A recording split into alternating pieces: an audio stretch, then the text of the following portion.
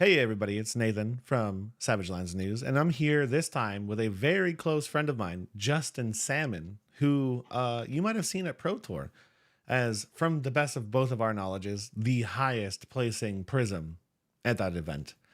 And Prism's been making quite a few waves recently. We saw Colin Fouquet, ALS loops, the call to ban Prism cards, and I've been saying it a lot recently that Prism is kind of busted.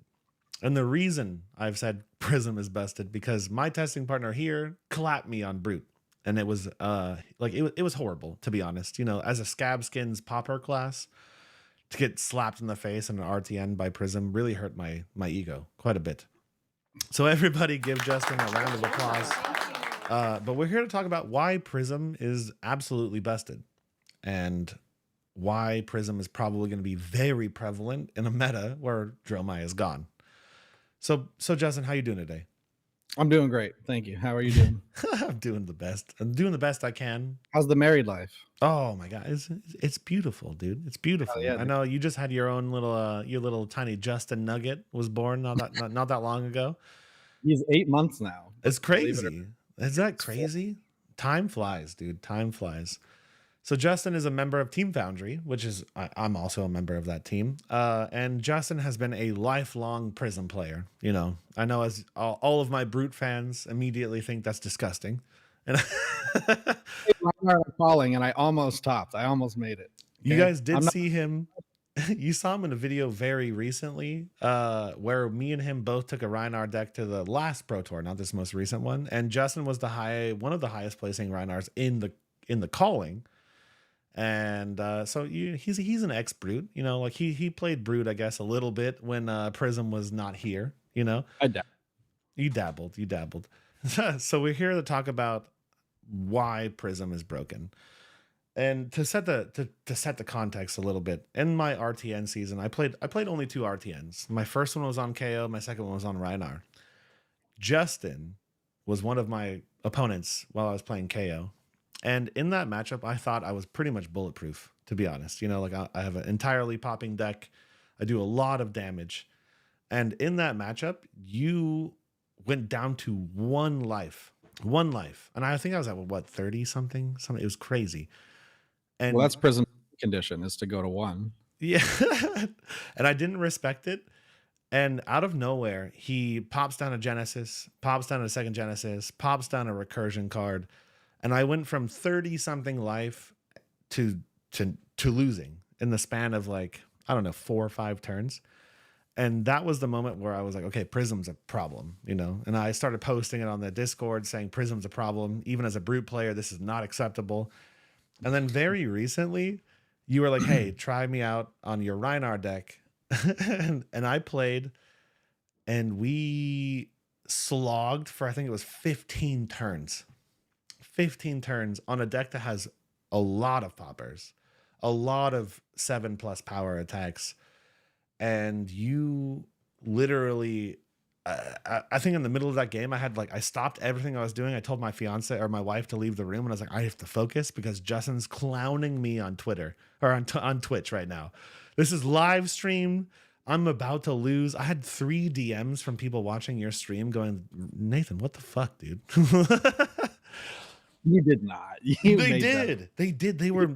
Several people in my Discord were watching the stream going like, are you about to lose to a Prism? And it was embarrassing. It was embarrassing. So in your opinion right now, why did you take Prism to Pro Tour? Because I think you were one of the few players who did that. Yeah. I genuinely, I thought and still think she was the best pick for that Pro Tour. Right now might be a different story. But that Pro Tour was a very unique. It was one of those rare instances where like it felt like I had information that other people didn't. Yeah. And it was like a real dark horse. Yeah. Where people didn't have practice against it.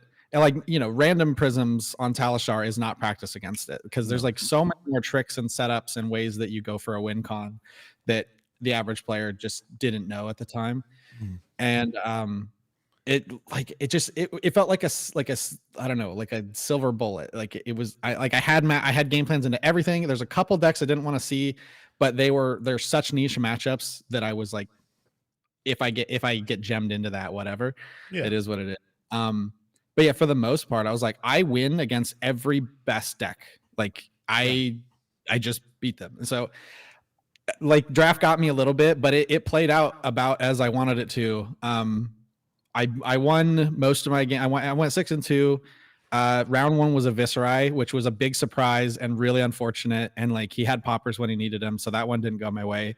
And then the last game of the day came down to a Scabskins roll, and he rolled a 6, and I Gambler's Gloves it into a 5, and he just got there. Yeah. But like if he gets one action point, I win that game. 100%, I win that game. So the deck performed. It was, I think it was correct. It just wasn't my day, but I do think that was the best deck in the room. As somebody who played against you in like the final, unfortunately, I wasn't really around during your Pro Tour testing, so I didn't really get to experience the deck. But like, I knew you were on it, and I was like very much a Prism doubter. You know, I was like, why Justin loves Prism a little bit too much. You know, like he's like sabotaging his weekend a little bit. You know, and then obviously your performance came out, and I was like, wow, dude, like Justin killed it. That's sick. And then you were like, let's practice a little bit. And I went in as a Rhinar player, right? Like a lifelong Rhinar player with all the poppers. You know, I was prepared to play against Prism. I played against old Prism. You know, I know the matchup relatively well. And you like kind of the first game I lost in like 3 turns. It was wild, right? Like you ALS double Genesis. You were locked out so quick. Yeah, I was dead. Yeah, it was one of the craziest draws you could get. It was like, I don't even remember how it went. I don't even think I needed Halo. It was just like, No. I landed on you may have like killed a Merciful or something, and then it was just like, oh, I went home. Oh, there's a Genesis. There's a second Genesis, and then it was like less in front of the 2 Genesis, and then it was the 3rd Genesis. Yeah, games like that. I mean, you just win any matchup. Yeah, the game is. I literally lost in 3 turns. I forgot to put on Gambler's Gloves because Talishar, you know. So I was like, oh, okay, this is wild. This is absolutely wild, but like maybe it's because I forgot Gambler's Gloves, you know, like maybe, right?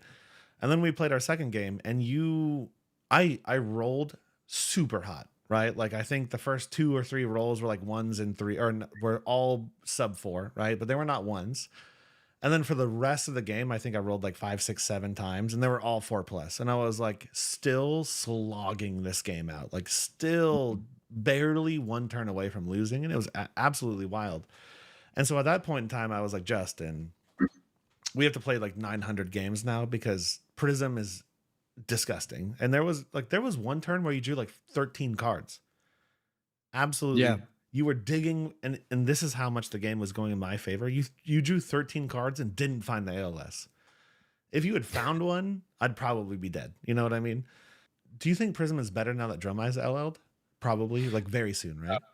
Oh, I actually, Dromai is one of the best matchups for Prism. Really? Yeah, that wasn't the case when it, like at the beginning of the season. I really thought Dromai was an auto loss, and I'm really disappointed it took me as long as it did to find the sauce. But like, that's just what happens when you don't have somebody who plays certain decks to practice against.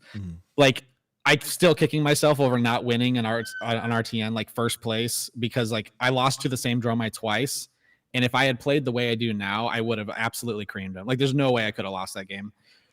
So basically, eventually it just clicked that like, so one thing that also put me behind was like hearing people talk about like how ALS loop is kind of a La La Land. It's kind of Christmas land.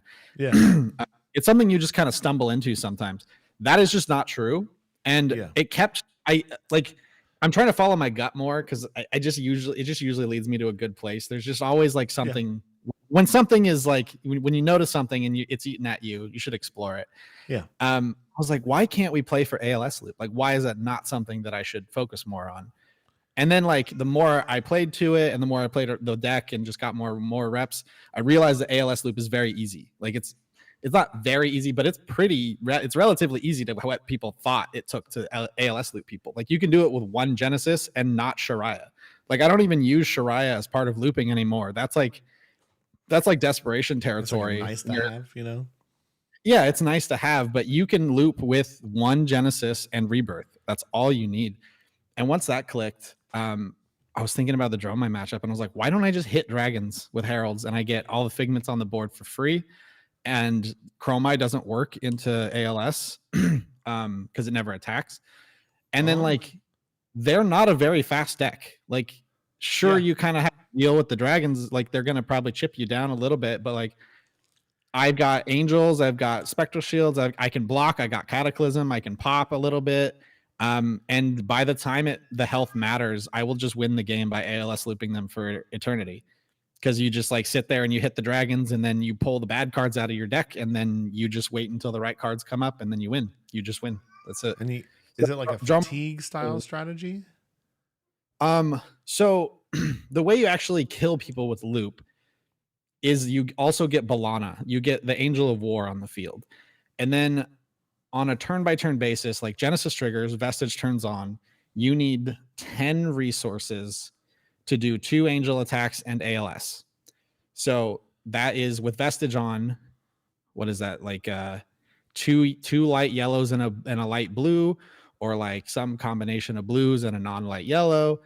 There's most of the time you're going to get there. Sometimes you only get 9 resources and you just recycle the ALS and you wait till next turn.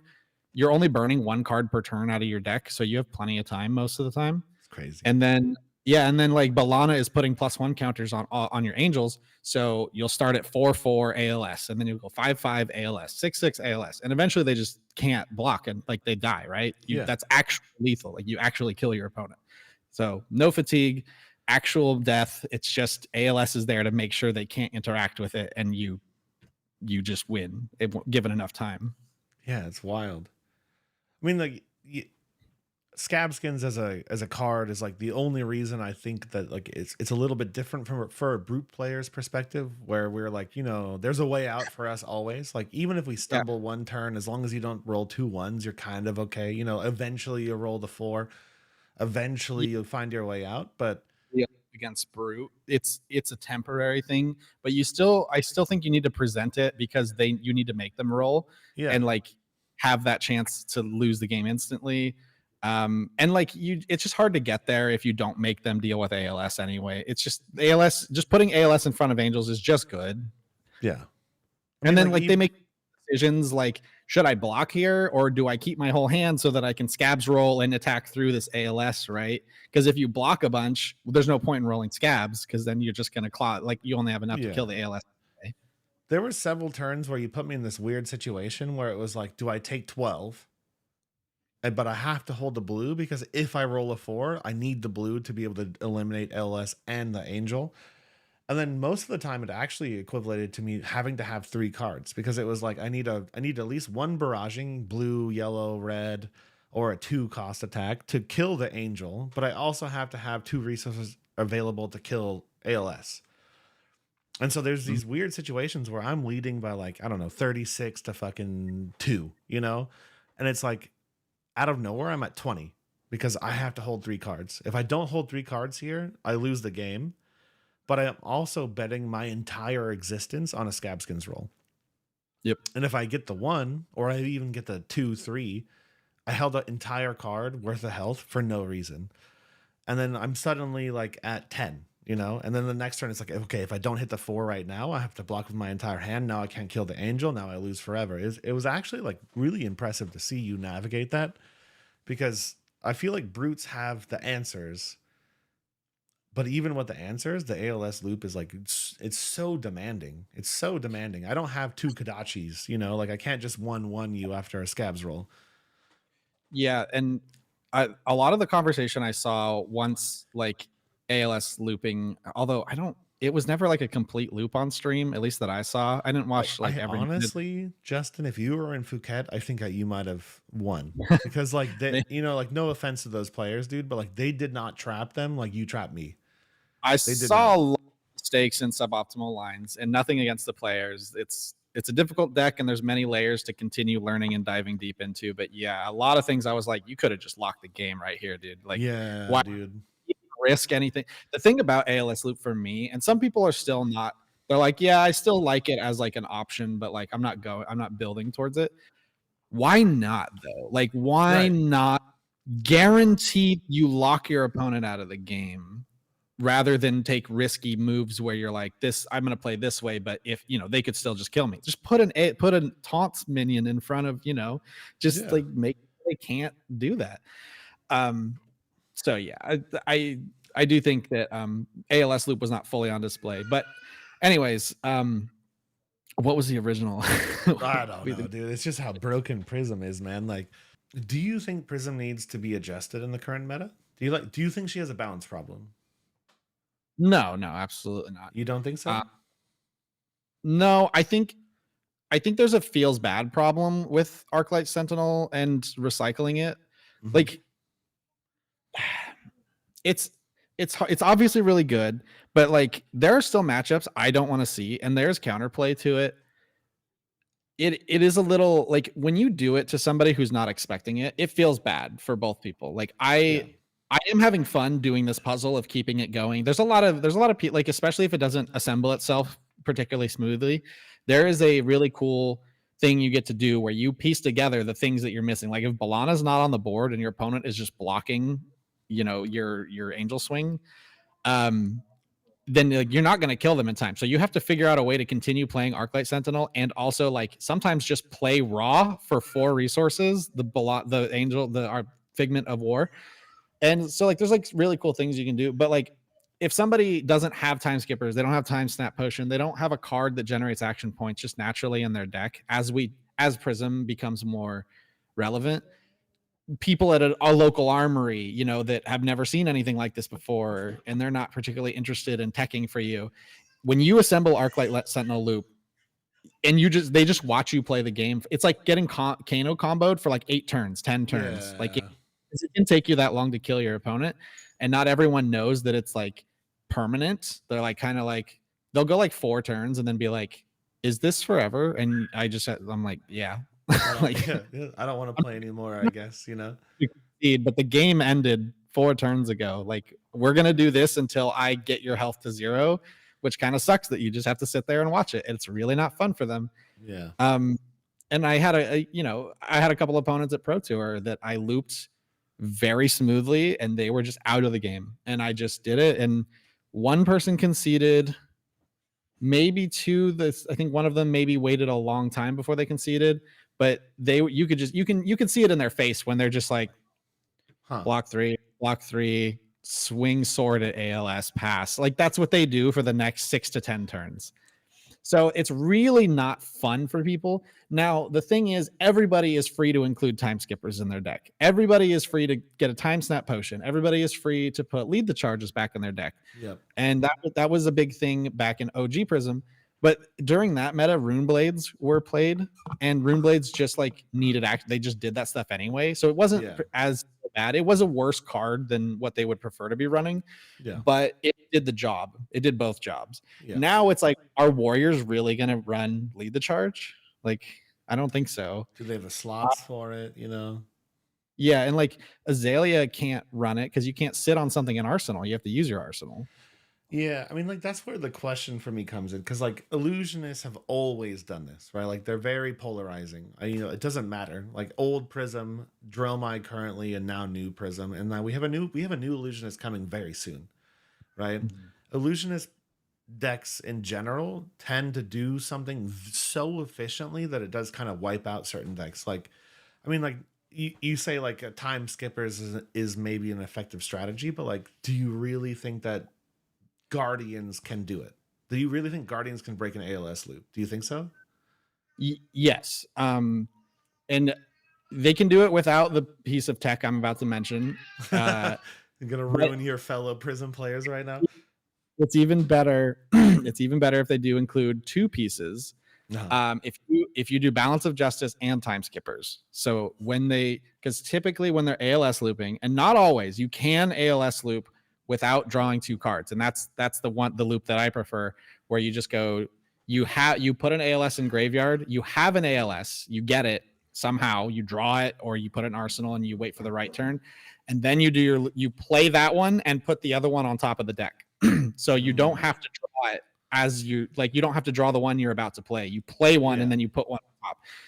But typically when you pop off, you go big, you use Shariah, you use Tomes of Divinity, whatever it may be, you turn on Balance of Justice in a lot of scenarios. So they pop Balance of Justice to fuel the time skippers if they need, so that they can then afford to kill ALS and the angel that's behind it. That will help you get through ALS loop better.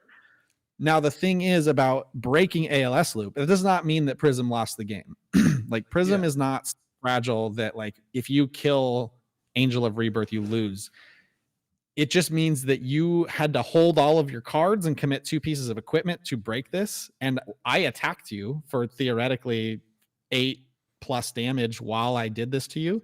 So you had to hold all your cards, take damage, and then you killed ALS and the angel. Sure, I have other angels I've already got flipped, probably. Yeah. Like, Alana could already be flipped.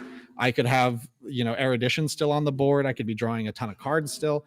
I'm still gonna just throw a bunch of crap at you. Like, I'm still, and there might be more Arclight Sentinels in the deck. Like, if not all 3 are in graveyard, I could draw into the next one and play that in front of my angels that are currently killing you. So, like, I do think that people are going to need to adapt to that, and they're going to need to break the loop, but that doesn't mean they win the game, which is like another layer of how powerful the ALS loop is forcing your opponent to deal with it is still so much tempo loss from them that you probably will still win the game.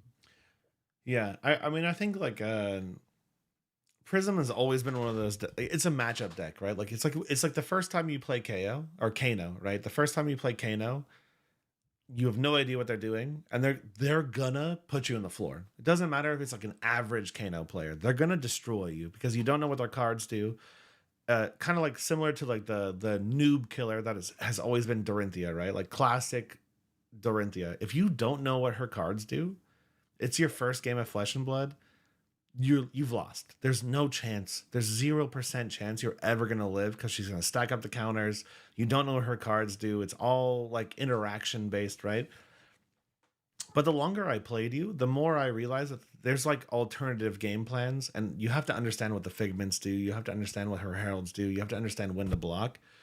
But like my first instinct was to not play any defense reactions because it was like I have poppers. Why would I ever do that? And then you invalidated my poppers. But then out of nowhere, it was like, oh, if I overblock every time, you can't make an angel.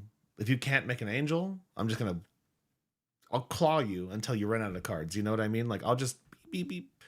So there's definitely like a knowledge check with Prism that I think is like really misunderstood.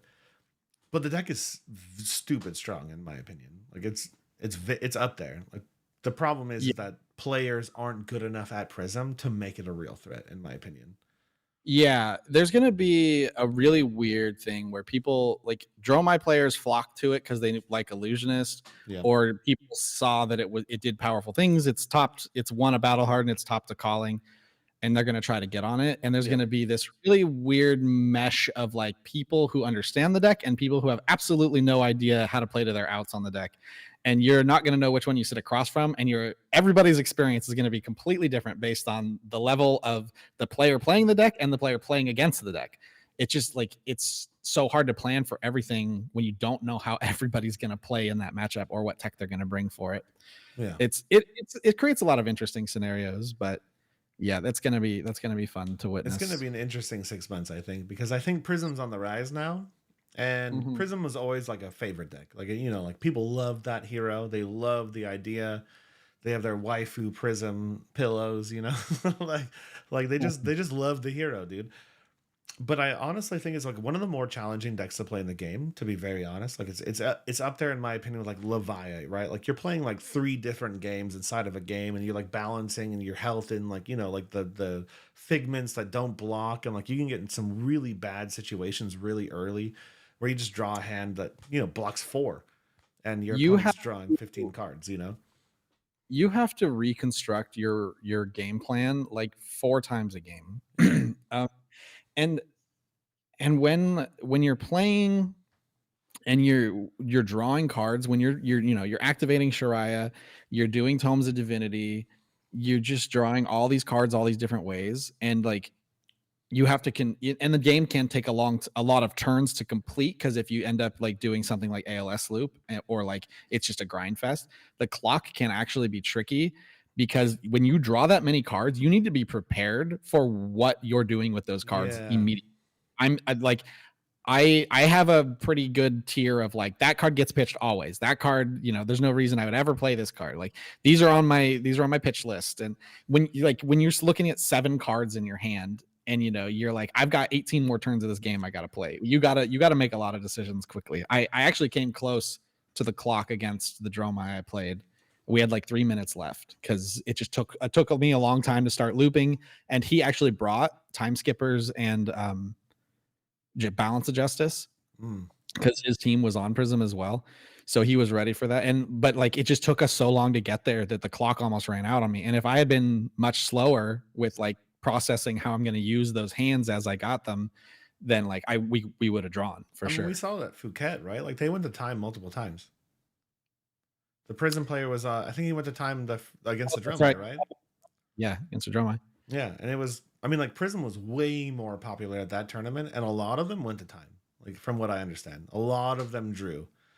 And It's not surprising. There's just so many complex decisions you have to make to get to the end of the game. Yeah. And yeah, if you're not well practiced on it, yeah, I could definitely see people going to time a lot. Well, you want to jump into your list and talk about like why you made the decisions you made, what cards you're playing, what things are valuable, like your thought process. Let's do it. All right, so we have Justin's list from the Pro Tour in front of us right now, and it's an interesting list, to be honest, right? Like a lot of allies, a lot of tokens, and this card, dude, we saw this in Phuket, dude. This card's wild. So you want to take us through like your choices of equipment? Because I think, in watching you play against me personally, I think that one of the things that you do very differently from what we've seen before is draw cards.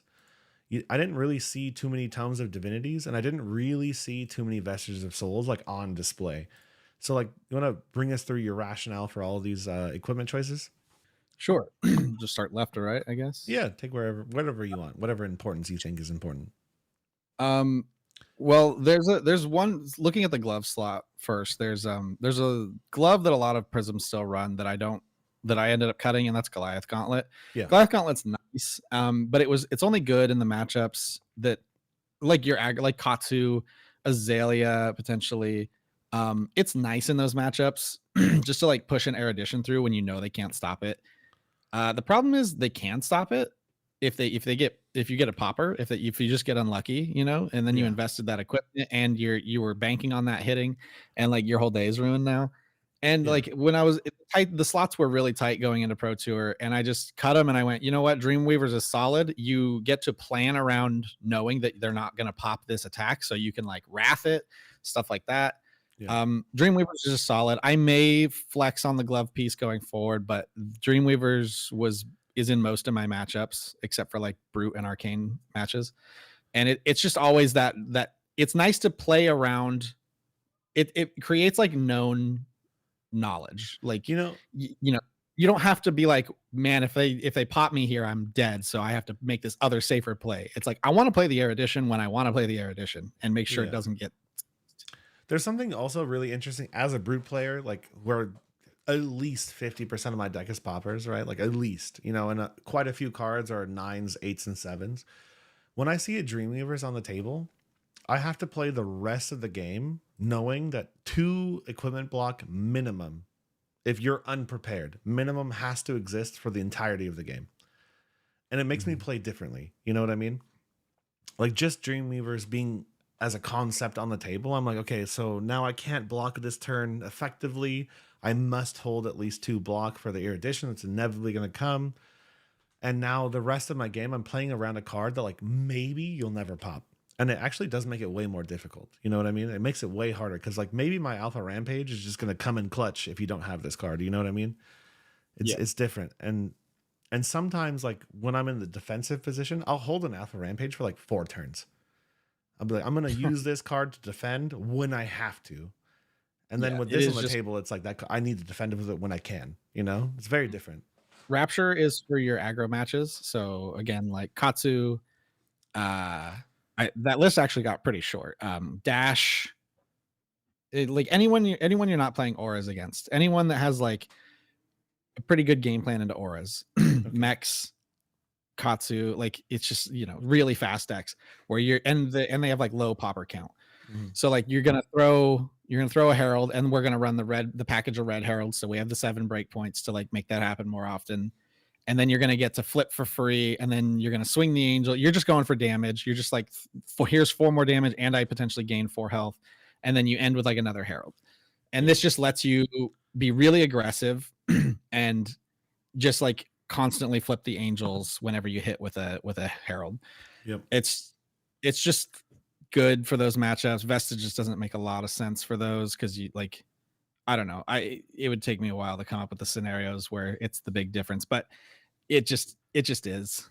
Yeah. You want to flip 3 on those and then swing the extra 4. Or even just flip it for free. If you have a 2-card hand, you go herald, it hits, and then you just go flip for free, and I gain 4 health, go to my next turn. Like you're at 1. You're like, this is the difference, is gaining this Yeah. life here. It's crazy. So Halo. Halo is the best card in the entire deck. It's like your spike turns are always this card. In your aura vestige matchups, this turns on Tome of Divinity on demand. You also get to search for a figment when you do it, assuming you put a herald in soul, which a couple times has been difficult. You just draw a hand, there's no herald there, and you're ready to go. You have a tome in arsenal, that can kind of suck, but most of the time you put the herald in the soul, you get a card from the halo effect, and then you go get you go get erudition, you go get rebirth, whatever, and then you're off to the races. You loop somebody immediately. Yep. It can get you Figment of Triumph to dodge a really important popper. Like if you go erudition and they go, here's a 6, you go, no, it's not. I'm going to draw 2 more cards. Yeah, this thing just makes plays. And, again, you could go on all day about the different plays this card can make. It just really is the best piece of equipment. There's not even a consideration for a different helmet. Yeah. Your Halo turns were always the point in the game where I was like, this is terrible. Pretty much always. Angel's Glow speaks for itself. Your cards get go again. Yeah. This is what the hero needed. Not the old Luminaris. It's Lumi 2.0, dude. Yeah, it's just good. Footsteps, pretty much the only boot you should ever be running in this list. Phantasm is very real, and you need to get around it. Yeah, and it's also like a really good clutch card against Mechanologist, I guess. Like the value of health from this card in the Mechanologist matchup is wild. It's not as good as it used to be because you don't have Tunic anymore, at least in the list or in most other lists. Because like that would be the crazy play, right? Is to go like Tunic, boots, block pistol, block pistol, block pistol. Yeah. But so now you can still do it, but you have to like pitch a blue and flip an angel and do the boots, or like play a soul shield and do the boots. So the frequency in which you can use this efficiently is a lot lower. Okay. But yeah, it does cover up, a 4 sometimes, or like somebody sends a 6, you soul shield it, and then a Kadachi, you boots it. Like sometimes it works out like that. Yeah. Okay. And then Vestige. Sorry. This is the one that causes the chain reaction of crazy. Yeah, this is really, and I know some other people are on some other sauce they've been trying out to not do Vestige, but I just think there's so many ways you can turn on Soul and then use it that Vestige is like, I don't know. Right now it's my favorite piece to play. It just works. It makes your blues, most importantly, makes your blues pitch for 4. So you can play Tome of Divinity with 1 card. You can play Genesis with 1 card.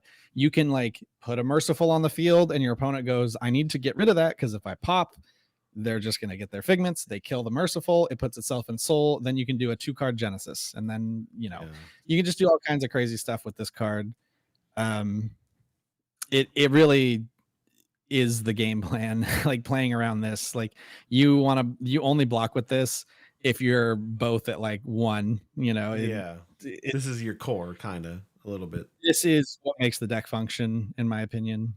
I feel like the cascading effect of Vestige is like why you are so dangerous as a Prism player. Like as soon as this thing pops off, you build such a huge like lead or health lead or like whatever it is, card lead or angel lead, where like it's really hard to come back.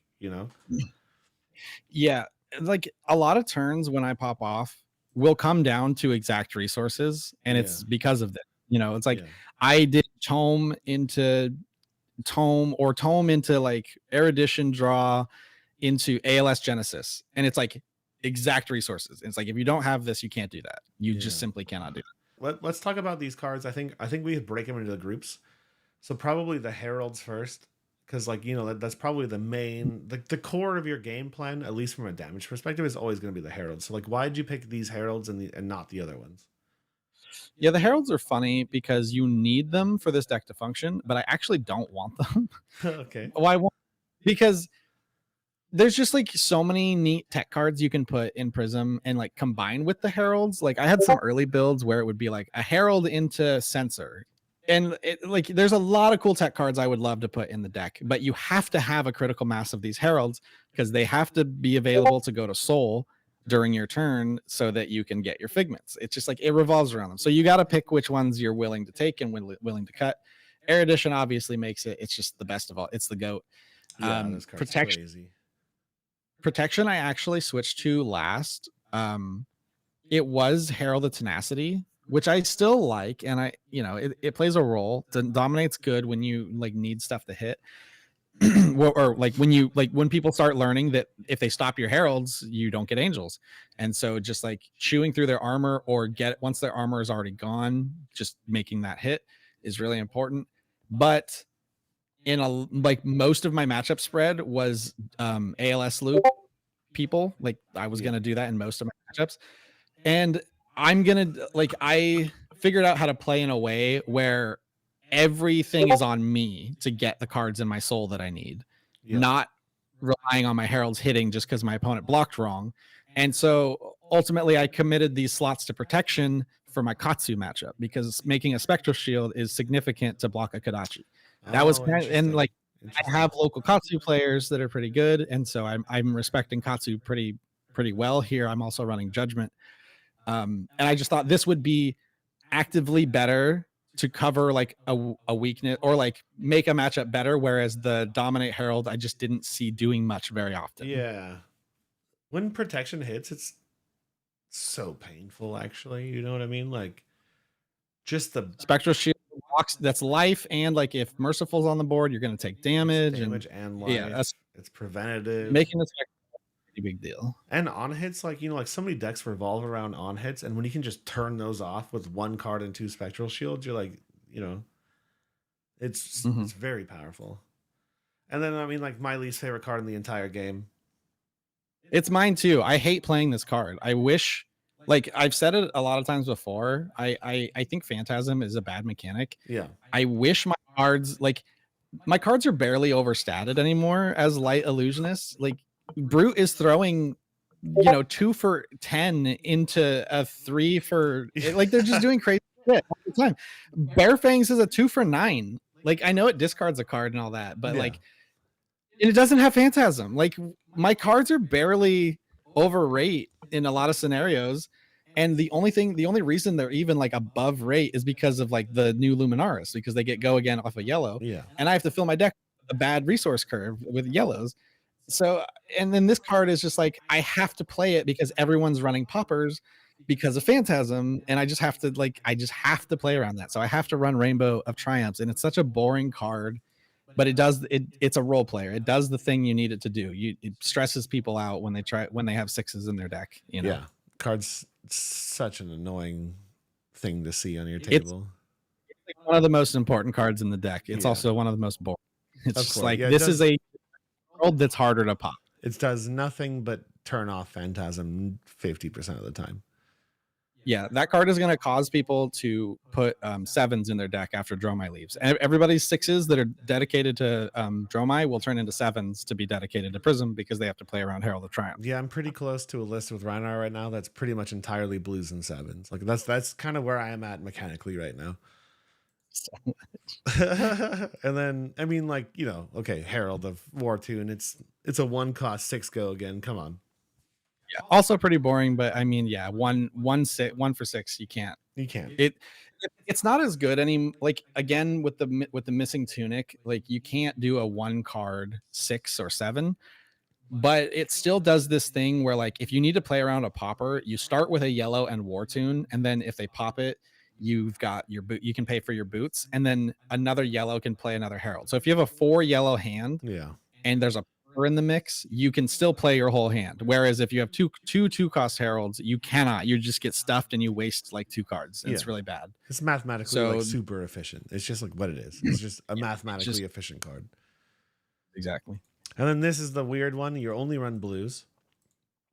Yeah. So I just needed more. Like I wanted more heralds. This was part of my like critical mass of heralds, and I didn't like the other. I think there was only one other option at this point, and I think it's the dominate one, which Yeah. comes in for 4, Yeah. which I've actually switched to in my latest build, but I'm not sure if I like it yet. But yeah, I mean, it's just a filler. It's just a herald. Sometimes the arcane it's a blue 6 technically. Yeah. It's close. But it's a role player. It doesn't do anything significant. Okay. And then I think from there, like the herald's a necessary part of the game plan. If you could avoid them, you would. But I think there's 2 other concepts in the deck, right? You have your figments, right, which are pretty much new Prism, right? Your figments are your entire game plan, and then you have like Celestial, Arclight, Sentinel, and then your auras and your D-Rex. Like, why did you pick the figments you did? And then like, what's the point of these cards right here? You know what I mean? Okay, so the figments are all of them minus tenacity, which is the dominate one. Mm-hmm. And that it's kind of interesting because like when it comes in, the next attack gets dominate, and if you use its active effect, its extra banish, all of your attacks get dominate for the turn, which is very interesting. And at one point I used it against Guardian because I was doing this plan where I'd flip Angel on their turn and then my turn and their turn. They'd be killing them, but I'd eventually go Angel positive. And then you could like use Balana to give them all +1 counters, and you could give them all dominate. But like it's too cheeky and it just doesn't do enough. And you're running yellows and like giving 5s and 6s dominate is not good enough most of the time. Yeah. And it's a no block in the deck. So like that one just got cut. It's just not useful enough right now. I like it, but it's not useful enough. All of these ones do something that like win you the game or help you win the game. Judgment is a tech piece mostly for Katsu. That one can be cut if there's like 0 Katsus in your area. But this one, you do the Katsu trigger, they go get their card, mass trigger, they go get their card. You still get to respond after they banish the card face up. So you can pop your Halo on their turn, go get Figment, flip the card over, their combo is broken. That is usually how like you trade damage back and forth, and then they hold cards to try to do a big combo, and then you stuff half the combo with this card. That's typically how you blow Katsus out, or like you just like skew it in your favor. It's got a couple other niche use cases, but I think one or so matchups I'll use it as health. Like I think Kano, it's in just as Ward 4. Yeah. But like this one has the least use cases, but it's in there for very specific purposes. All the other ones are pretty standard in like every single Prism list. Erudition is obviously drawing, the Ponder token's great most of the time, and drawing cards is obviously good. Yeah, this card as soon as I see this one, I'm like, oh my goodness. It is time to panic. A big mistake people make, and it's getting less frequent, but like if you see this on the table, you should just target it and kill it. Yeah, you should not, unless you have multiple attacks, guarantee multiple attacks, and you send one at face with go again, then you're like, as my backup, I'll kill the Angel. You need to kill the Angel. Honestly, for sure. Dude, always kill the Angel first. Like, what if you ALS you mid attack chain, dude? Like, kill the Angel first. Well, the thing with that is like, let's say you throw let's say it's something smallish like a 6, or like medium like a 6. You go 6 at face, and I go ALS. That was 2 cards out of my hand, maybe 3 if it's exactly 2 blues and ALS out of my hand. I have 1 card left in hand. Let's say best case scenario, the ALS was from Arsenal. So I go blue, ALS from Arsenal. I still have to save the Angel by like blocking 6. Which I guess no, because then if you had go again, you'd just kill the ALS immediately, and then we'd be right back where I started, right? I would have spent ALS, protected the Angel. I'd have no cards left to use it to draw or attack with, and then you would have already killed the ALS. So I would pass, you'd draw up, and we'd just do it again. But if you 2 card ALS, don't you have a yellow to attack with Erudition? No, because you already were in this scenario. You've already sent 6 go again at me. Oh, sure. Okay. Right. Oh, because I feel like the health of the Angel. Okay. Getting it. That play advantages if I have other angels and other sources of Yeah, ward. if you have Like, more than 4 ward on the table or more than 6 ward on the table that can defend Erudition, you're dummy. But otherwise, you're fine. yeah, you call it Okay, at I that mean, point. I guess that's fair. I'd still kill it first It's because it's I'm terrified. it's very dynamic. That's one of the things about the Prism matchups is like you always have to assess the board state when you make Yeah, those decisions. Do I kill Shariah first? Do I kill it as a backup plan? Because like a lot of hands Prism has will not block 12. Like, I'll yeah, have no blocks or something. yeah, So if you have the means to pressure face first and then force me to just use it as 4 health instead of like having the potential to protect it and use it again, I would go for that. yeah, makes sense. But if you feel like just blocking with 3 cards and you have like a 0 for 4 or a claw with a might token, just kill the angel. Don't let it sit there. No, yeah, you That's can't let Shariah if, live. Like this, a lot of people will desperately fling. They'll go like blood rush and go, whoops, I drew 3 reds, and they go swing big for 10 at face, and I go block with 3 cards and a spectral shield, and then I draw 2 cards, and then I play a herald after yeah, that. this Like you is got to like just kill it. it's old school Prism logic, right? Like that's what I was saying. It was like it's that knowledge check, right? Like old school Prism. This card on the table, Genesis, it was like if you don't kill this, you lose the game. If you did 20 damage on your Blood Rush, but you left the Genesis, you've lost the game 90% of the time. Same thing I feel like with Erudition and Rebirth. Like if you leave that angel up on the table, you're just asking for yourself. You're asking to lose on card trading for the rest of the game. Like they're gonna outvalue every turn for forever until you lose. Yep. Target priority is it was a big deal in old Prism. Yeah, I think it's an even bigger deal in this Prism because you have a mix of the angels and auras, and yeah, the fact that war can like protect you're like, I want that angel to die, but if I go face, the ward can just cover it for the other angel. yeah.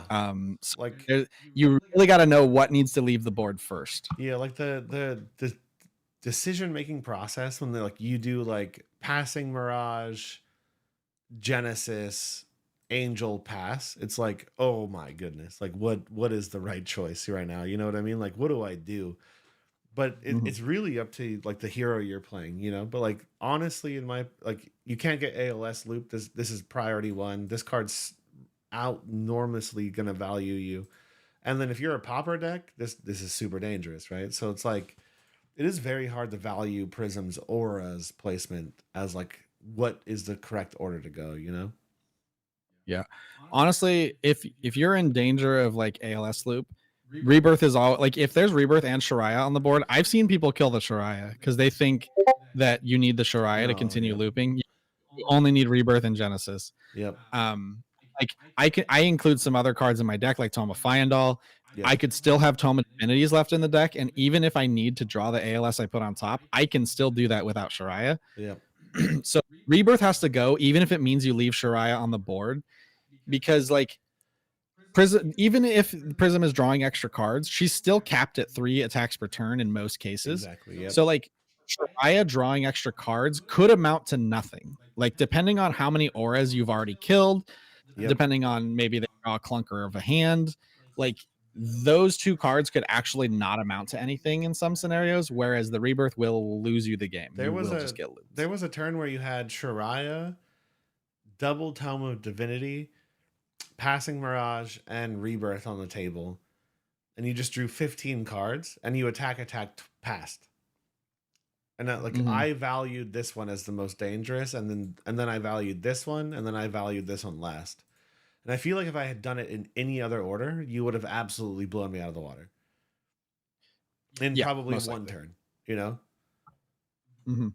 crazy. Okay, so you have your angels. These are like, you know, like you said, bread and butter angels, and they're all kind of like they have their use cases in the specific matchups. But then you also have, I feel like passing mirage doesn't really need too much introduction. You know, like it's an anti phantasm card in a phantasm based deck.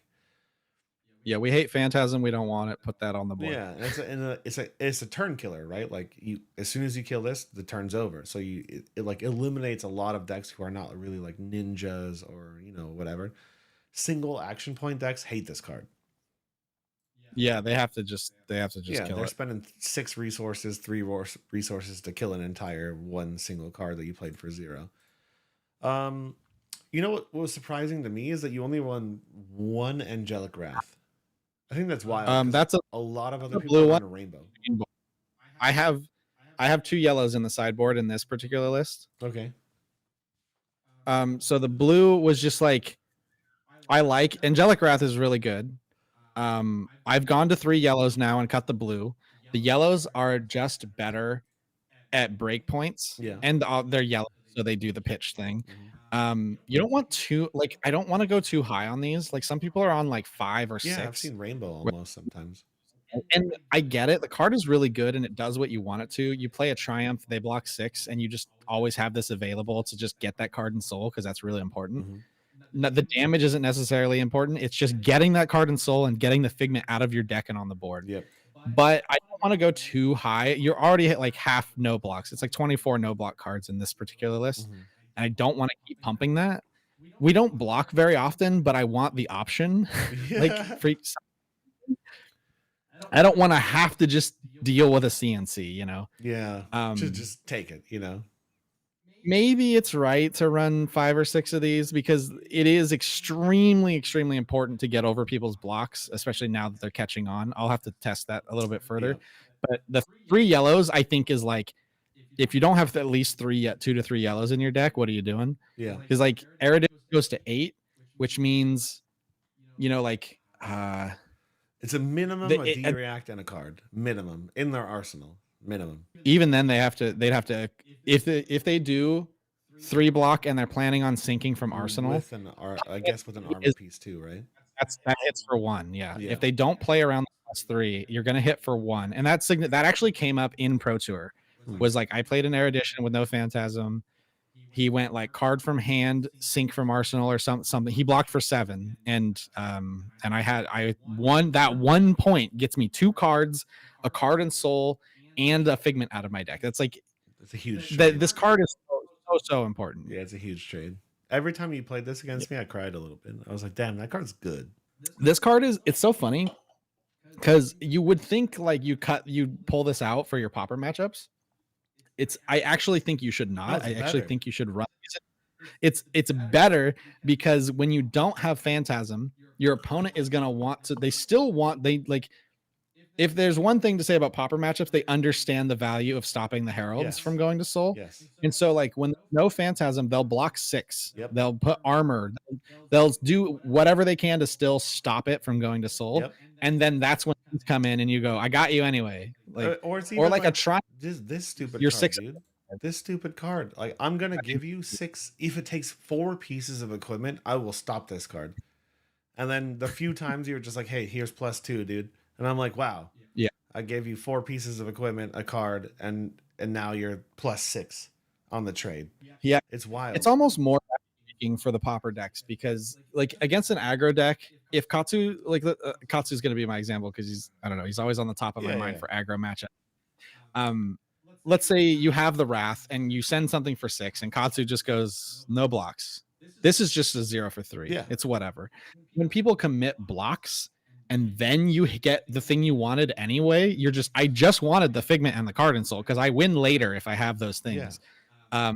It's very backbreaking. Because now their turn is 2 cards shorter on offense, which means you have more time to get to that win condition that you just got closer to. So this is like almost an anti-popper matchup card, which is really funny to think about. No, I truly agree with you. This card was the one that you ruined my game plan the most with because like it is very rare when I lose control of blocking because like there was just 1 turn where I don't have a 7. And you play your Herald of Triumph, and I give you a full piece of equipment and a card, and I'm like, I just really, really hope you don't have Angelic Wrath. Like, this is my play. If I give you 3 cards right now, I'm ruining my game plan. But if I give you 2 cards, I might lose the game. So it's weird that you're right. Like, I think that this was my hardest card to play around, which is crazy because I have 40, 30 Phantasm cards, anti-Phantasm cards. Yeah, it's so funny how that works, but it really does just kind of work out that way. This card is pretty much main board for me, I think, at this point. Yeah. It was sideboard in this list, but I think I've moved 3 yellows to complete main board. No, yeah. I think that was the hardest thing for me to deal with was this card. Since I played you, I'm like, okay, D-Racks are really important because this card's stupid, you know? Like, I almost hate D-Reacts more than poppers, yeah. because like poppers is merciful. I can, I can turn off Phantasm with Passing Mirage. D-Reacts just covering up efficient, if I've got a courage token and one of my sevens or one of my sixes comes in for a seven and you go sync card, I'm very sad. Yeah. I'm like, awful. That was supposed to be like you had to give me armor or a third card or whatever. Yeah. Like, but yeah, D-Reacts are really, really potent against Prism, like surprisingly potent. And then yeah, having that in Arsenal ready to play around Angelic It Wrath was, yeah, can be that really was back. my learning against you. Like my blue non-poppers became really important because I would just throw two blues in front of your six and be like, I show it to me, or are you gonna lose right now? Because I'm about to send 8 at you, you know?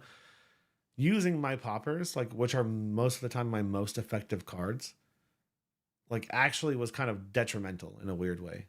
You know, like I don't want to give you a swing big for your Herald of Triumph. I don't want to do it. I'd rather give you Exactly. two blues, you know? That slows you down. And like if I have Triumph ready to go, or I mean, sorry, a Merciful Retribution, that's going to turn into like a semi-positive for me Yep. because I'm going to get the Figment and you can take Arcane. Is it So really, yeah, yeah, just really weird? or with a D-React is like actually much better than popping. Yeah, I learned that very quickly. I thought that was crazy because I would have never ran D-Reacts into old Prism, but new Prism is like they're actually like a good call. Okay, so we talked about your heralds. We talked about the most important part of your deck, which is your figments. We talked about like passing mirage and like merciful a little bit. Like this card is just stupid. You took me down from like 30 health to 0 based entirely off arcane damage. It was wild. And then you have Celestial Cataclysm and Arclight Sentinel. I mean, I think Arclight Sentinel we've kind of hit a little bit, but like this is a winning game plan in a card by itself. Yep. I mean, you throw it down in front of angels, you throw it down in front of auras. It just protects the things that are about to win you the game. Yeah. And then of course, as we've talked about, you loop it and you just keep putting it in front of your stuff, and then your opponent doesn't play the game, and then you win. You demolish single action point decks, like pretty much just demolish them. And then I'm assuming this is a popper that sometimes comes in for 7 go again. So I've actually in my newest list cut this card, Oh, but wow. it might go back in. I don't know. I need more testing. I need more focused testing. So this card was a backup plan. It is a popper Okay. when I thought Dromai needed to be popped, and it helps to keep her from going like 7 Ashwings wide on you. Yeah. While you're cleaning up their board, and they can get off to a pretty wide start with a bunch of small dragons that you have to herald each one of them. Yeah. So this could help slow that down. But and then of course the Prism Mirror. Yeah. But honestly, that was not its primary purpose. That was just like what it happened to also do. When the Guardian matchup has been so funny, because like it started off really well and I was winning, and then like as we figured it out in testing and target priority and all that, it became unfavored again, and I was feeling really bad about it. And at one point I was like, Prism's unplayable. We beat the Guardian and then lost, and then it flipped again and Guardian was winning. Yeah. And then I don't know, at some time after Rob won that battle hardened, we took a look back into the deck, and then we figured out some new play patterns, and then eventually got onto the ALS loop stuff. And this was like a backup plan if you failed to establish ALS loop or they time skippered it. Sometimes you would just like have too many cards in soul, like Merciful's putting stuff in soul, Genesis is stabilizing putting stuff in soul. Sometimes you hit with a Herald and it goes to soul, and you get to the end of the game, you're like, what do I do with all this soul? Well, how about non-phantasm 7 go again, 7 go again, 7 go again? And it actually won me a match against, oh gosh, his name is Marco. He's in the Seattle area. He pulled that Heart of Findall for you, Techno right? Foundry? Is he Foundry? Yeah, that's what I was Marco, looking for. baby. So he actually was clearing my board, and I like was running out of tools to win the game, but I had this card, and I kept pitching them into the deck so they'd be available for later. And I did double Cataclysm, and then like the second I had Rebirth Archangel of Ravages, and then so I went like 7/7 Ravages for 4 and 2 Arcane and won the game that way. Oof.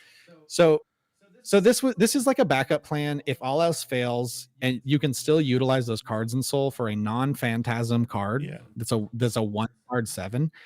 But at this point, I feel like I've either mastered the deck enough I don't need it, or I haven't been playing good enough opponents to where I realize I still need it. So we're Okay. gonna find that out, We'll I see. guess. So the This top tier this Guardian players are gonna put that to the test.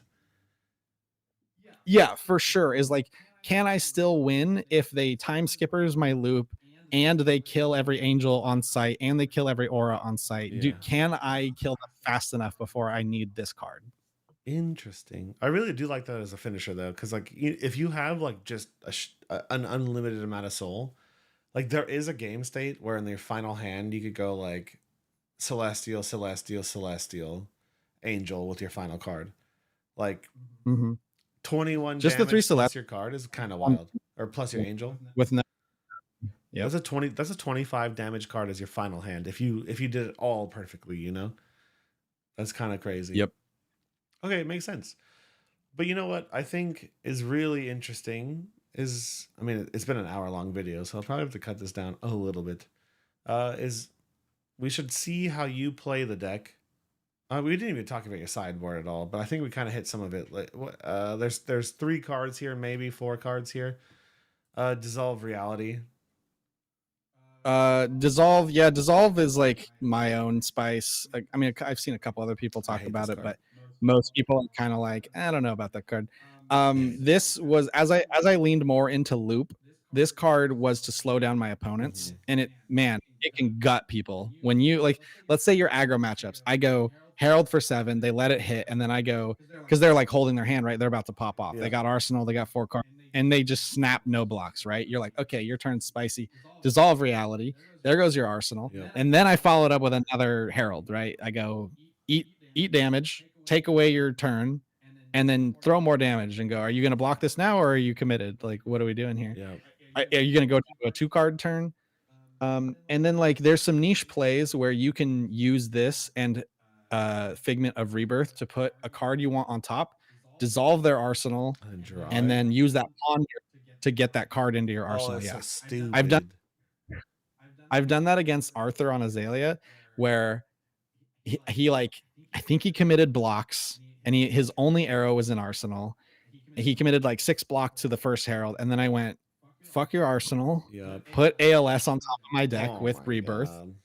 Draw ALS, and now he has to do an action to put something to attack with something from Yeah. Arsenal because of the bow. So I'm like, if you want to try to kill um my Angel of Rebirth, I have a window to ALS loop or ALS you now. Yep. So like there's really cheeky stuff you can do with that That's ponder gross, token. dude. More often than not, though, I'm looking to use this to slow my opponents down. Yeah. Snipe a Blood Russian, I'll snipe a Katsu combo piece, whatever it may be. Yeah, I didn't even know this card really existed, and then you played it against me. I was like, I can't trust my Arsenal for the rest of the game. Are you serious, dude? Like, are you really? Are you telling me right now I It can't play slow in Pocket of Blood Rush? Like, is this what you're telling me right now? Yeah, I understand why people will pass this card up a lot because like you read it and you go, why? Like Yeah, why a whole card why are for we seeing eh. Arsenals giving ponders? Like, what am I doing with this? But when you understand that you need time to build towards Yep, the right cards to win to just win the game, yep. this card makes a lot more sense. Yeah, one of the other cards I hate seeing, and then you have your reds, which makes a lot of sense, and then you have Library and Tome of Fendel. I mean, Gambler's Gloves just to destroy Brute, get it? But like, what about the other ones? Library is also part of that. Like, I'm not that confident that Guardian is like it's to help give percentage points to the Guardian matchup because you can block a lot, you can soul shield, you can distract them with Genesis and passing Mirage and Merciful, and it can take them a while to like kill you. And so most of the games against Guardian, you'll find this card, put it down, and then you're working with enough fuel to get through that matchup. And they can just like have so many poppers and so much defense that it just felt like at times I needed that 5th card to make sure I got all the pieces in play at once because you really got to go like Huge. ALS, Genesis, Yeah. stabilize, and make sure you have Rebirth on the board. And you just need to make all this shit happen. And sometimes, if they're really good at stopping you from getting Heralds to hit or go to Soul in the way that you want, um, you can just like not have your figments on the Yep. board for most of the Yep. game. And with a fifth card, I can actually like make plays where I raw play them on the Yeah, board. you Like I just can get cards pitch in them. soul, but getting the figments on the board at times can be really, really problematic. And that fifth card just allows me to like play some other stuff and then also slam the figment that I need just manually. And I don't know, but I'm a little bit down on this card right now. The better you get at the deck, the more these tools that were to cover the gap get A little bit, worse or like yeah. less needed. So I'm gonna try it out for a little bit with cutting this for maybe an equipment piece or something and see Makes how it sense. goes. See how much I miss. And you never But play like, this I against mean, Brute, right? Like you just never do it. Dumb idea. I don't know. It's not. Brute's too fast. Yeah, also like, And fully yellow. just double discard beast within, have a 4-card hand, double Has intimidate. happened to me before, like years ago. That has happened against our Rhinar. He double intims me while destroying Yep. and drawing 2 extra. And then you It's cry. like, nah. And then he destroys every Never. angel you've built for the entire game. And then Tome, I mean, I saw you play this card against me very effectively. It's just like, I'm looking for my loop right now, and I'm going to play Tome, and I'm going to find it, you know? Yeah, it's probably probably the most controversial card in my deck. Because like I'm leaning into loop more than most Prism players, and this just is a tool to help me do that. And you can use it in a few different ways. You can put it in Arsenal and then just use it for a couple of HP points. So it's kind of the same idea as Dissolved Reality, where you're Yeah. just like, I want to prolong the game because I need to find Genesis. And so, quick tangent. One thing about this deck is there's not that much Spectra. There's enough, but it can be in the second half of the deck, and you can just draw Heralds for 4 turns, 5 turns, Yep. and lose because they're just popping everything, and you have nothing to, you have no say in the matter. And cards like this just help you dig past those hard points. Did this card come to your attention after our Rhinar PT set? Like a week or so No, ago? I mean like the last year's Pro Tour, playing Toma Fiendal and Rhinar. Did you? Oh, I didn't run it in my Oh list. my god, what an idiot, dude. You it's on that one copy of Tome. I actually saw your list the other day as I was flipping through, and I was like, why did he play the Tome? It's like in my Rhinar deck box because it was because you had it in Dude, yours no and we were offense going to over. my favorite players in our area. The amount of times I beat somebody because I rolled a 4 and played Toma Fiendal and attacked for 8 is wild. You heal 5, Cards. you heal Yeah. 3, you heal whatever, you play 8, you pocket a card, and you just came up like 11 resources off 2 cards. It's crazy. Yeah, I mean the card's good. The card's good. Not anymore though. Gambler's gloves are gone, so it's kind of sad. My favorite card, one of my favorite cards, is now useless, but it's okay. But for me, the health, using it to gain health is like the least used. The thing I use it for the Yeah, least. makes sense. The thing I use it for most is putting when I need to, like the game is coming, like I'm getting too low and I don't have all the pieces I need yet. I will go rebirth, put ALS on top, and then just Toma Fiendal, draw it and play it. Like I just need to stall and draw 4 cards deeper into my deck. So how about we just play this ALS now? And like that does put me in a little bit of danger sometimes because I don't have the loop fully established. Yeah. But like I'm at a point in the game where like I need to do this or I will lose. Like I need to stop you from continuing to attack me. And so this can be on demand partial loop while you hopefully find the rest of it in the coming turns. Makes sense. I mean, I think your list is crazy, dude. Honestly, Prism's wild. Like the depth of like the decision making is crazy. I think the only way we're really going to understand it as simplistic little ape creatures that play Rhinar is to see you play it, I think. But this is an hour-long video so far, Justin, just so you know. Hour-long. I think I'm going to have to divide this into 2 segments. But would you play Prism for us? Sure. Okay. Let's do it. If I have to. If you have to. If I have All right, we're all going to judge Justin silently, probably in the next video because it's already been an hour. But we're going to see how an illusionist player approaches the board state because, to be honest, it's a beautiful process.